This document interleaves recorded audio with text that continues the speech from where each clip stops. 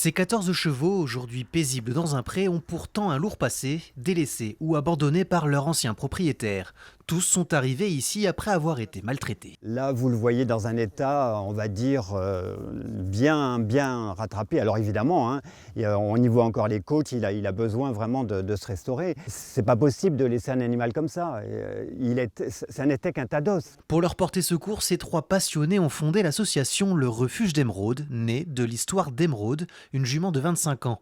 Malnutrie et aveugle quand ils l'ont adoptée, elle a pu retrouver ici pendant quelques mois une vie de cheval avant de mourir en octobre 2025. C'est dramatique, mais c'est quelques instants qu'on lui a donnés qui lui ont permis comment je dirais, d'avoir d'être libre au milieu de cet espace, au milieu de ce cadre. Je trouve que c'est beau quand même, quoi. Une seconde chance pour ces animaux, mais qui a un coût, 10 à 20 euros par jour et par cheval. Malgré les moyens limités de leur ferme, Geoffrey et Gaëtan font tout pour les sauver, comme Arthur, ce veau handicapé de 6 mois. La mise bas était difficile et malheureusement en tirant le veau, ils lui ont cassé le fémur. Il a été pas plâtré correctement.